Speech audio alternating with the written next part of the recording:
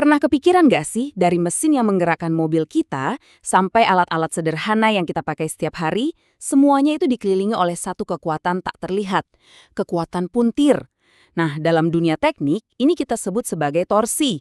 Mungkin kedengarannya simpel ya, tapi ini salah satu konsep paling fundamental dan kuat banget. Oke, yuk kita bedah bareng-bareng. Coba deh lihat bor tanah ini. Bayangin, untuk bisa nembus tanah, dia harus muter dengan kekuatan yang luar biasa besar. Nah, porosnya itu kan dipuntir habis-habisan. Itulah torsi dalam bentuknya yang paling murni, paling mentah. Ini contoh yang pas banget buat ngebayangin sebuah komponen yang memang dari awal dirancang untuk menahan puntiran ekstrim. Nah, ini yang bikin penasaran kan? Gimana caranya para insinyur itu bisa ngitung dan ngerancang benda kayak poros bor tadi, atau ya poros penggerak di mobil kita, supaya tahan dipuntir terus-terusan tanpa patah. Sebenarnya apa sih yang terjadi di dalam materialnya pas lagi dipuntir gitu? Oke, jadi ini dia peta perjalanan kita. Pertama, kita bahas dulu apa itu puntiran. Terus kita intip apa yang terjadi di bawah permukaan material. Setelah itu kita coba pecahkan kodenya alias rumusnya. Lanjut, kita bandingkan bentuk yang padat dan berongga. Dan terakhir, kita simpulkan kenapa torsi ini penting banget.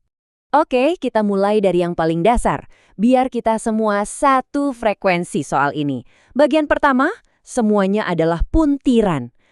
Nah, ini dia definisi resminya. Jadi, torsi itu adalah sebuah momen, atau gampangnya gaya putar, yang berusaha memuntir sebuah benda di sumbu panjangnya. Biar gampang ngebayanginnya, anggap aja Anda lagi meraskai basah. Nah, gaya putar dari tangan Anda, itulah yang namanya torsi. Oke, kita udah tahu torsi itu apa kalau dilihat dari luar. Sekarang, gimana kalau kita masuk ke dalam materialnya? Apa sih yang sebenarnya dirasain sama material itu? Yuk, kita masuk ke bagian 2. Tegangan di bawah permukaan. Nah, ini visualisasi yang keren banget. Coba perhatikan. Di gambar kiri, ada kotak persegi kecil di permukaan batang karet. Ini sebelum dipuntir. Terus lihat gambar kanan. Setelah torsi dikasih, kotaknya itu berubah bentuk jadi belah ketupat. Inilah deformasi fisik yang kelihatan mata, yang terjadi akibat puntiran. Perubahan bentuk jadi belah ketupat tadi, itu ada namanya loh. Namanya regangan geser. Atau simbolnya itu gamma. Jadi ini tuh ukuran seberapa miring atau terdistorsinya material itu. Ini efek fisik yang bisa kita lihat dan ukur langsung. Nah, ini poin pentingnya. Deformasi itu nggak merata di semua bagian. Coba bayangin, pas di tengah-tengah poros, di pusatnya, itu regangannya nol, nggak ada deformasi sama sekali. Tapi makin kita gerak ke arah luar, ke permukaan, regangannya makin besar, dan peningkatannya itu lurus atau linear. Jadi deformasi paling parah itu terjadinya ya di permukaan paling luar. Sekarang pertanyaannya, deformasi yang kelihatan tadi itu disebabin sama apa? Nah, penyebabnya itu adalah gaya internal yang nggak kelihatan, yang kita sebut tegangan. Buat material-material rekayasa, hubungan antara tegangan dan regangan ini dijelaskan sama hukum Hooke. Simpelnya gini, makin besar tegangan internal atau tau, makin besar juga deformasi yang kita lihat atau gamma. Mereka sebanding. Dan karena tegangan dan regangan itu sepasang, distribusi tegangan di dalam poros polanya sama persis. Jadi, tegangan juga nol di bagian tengah, terus naik secara linier, sampai puncaknya, nilai maksimumnya, itu ada di permukaan paling luar. Nah, ini dia jawabannya kenapa kerusakan atau kegagalan akibat torsi itu hampir selalu mulainya dari permukaan. Oke, kita udah ngerti konsepnya. Sekarang, gimana cara ngitungnya? Nah, ini saatnya kita masuk ke dapurnya para insinyur. Bagian 3, memecahkan kode torsi. Dan inilah dia, rumus torsi. Kelihatannya mungkin agak serem ya, ada simbol-simbol gitu. Tapi tenang, ini tuh alat saktinya para insinyur. Dengan rumus inilah mereka bisa menjawab pertanyaan kita di awal tadi. Ini kuncinya buat ngerancang poros yang aman dan juga efisien.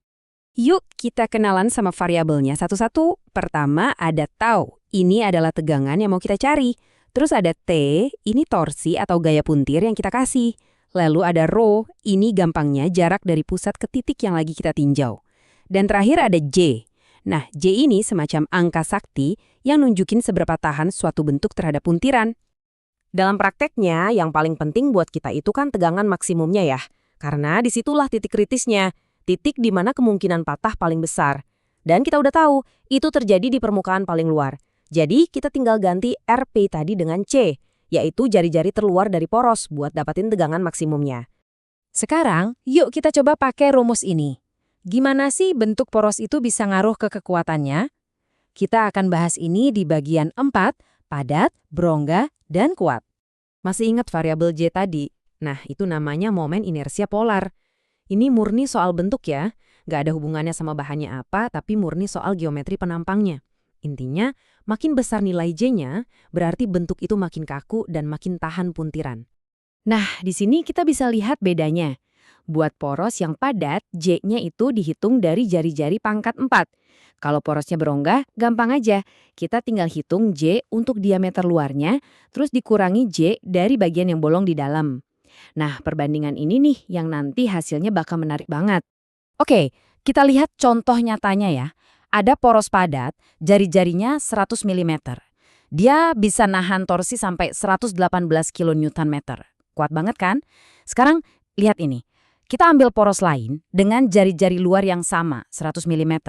Tapi tengahnya kita bolongin, jari-jari dalamnya 75 mm. Mungkin kita mikir kekuatannya bakal drop jauh ya. Ternyata, dia masih bisa nahan 80,5 kN. Itu artinya, poros yang berongga ini, meskipun beratnya jauh lebih ringan, ternyata masih punya 68% kekuatan puntir dari poros padat yang ukurannya sama. Nah, ini dia rahasianya, kenapa banyak banget komponen performa tinggi, kayak poros penggerak di mobil balap atau rangka sepeda, dibuatnya itu berongga. Kita dapat efisiensi kekuatan banding berat yang luar biasa. Oke, sebagai penutup, kita lihat satu contoh kerusakan akibat torsi yang unik banget dan gampang diingat. Contoh ini bakal nyatuin semua konsep yang udah kita bahas. Bagian kelima, mengapa torsi itu penting. Nah, ini dia bagian yang mungkin agak mengejutkan. Ternyata torsi itu nggak cuma bikin tegangan geser yang muter di penampangnya aja. Tapi dia juga menciptakan tegangan geser lain yang besarnya sama, tapi arahnya itu sepanjang poros. Di kebanyakan material sih ini nggak jadi masalah. Tapi buat kayu, ini jadi titik lemahnya yang paling fatal. Kutipan ini ngejelasin semuanya dengan pas. Jadi, kayu itu ternyata jauh lebih lemah di antara serat-seratnya dibanding kalau harus melawan seratnya. Makanya, pas kena tegangan geser sepanjang poros tadi, kayunya itu nggak patah muter, tapi malah terbelah lurus ngikutin alur seratnya. Ini contoh sempurna dari teori yang jadi kenyataan. Jadi mulai dari kita muter gagang pintu, ngencengin baut, sampai mesin jet yang berputar, torsi itu ada di mana-mana. Pertanyaannya sekarang buat Anda, setelah kita ngobrolin semua ini, kira-kira di mana lagi nih Anda bisa nemuin kekuatan punte ini bekerja di dunia sekitar Anda?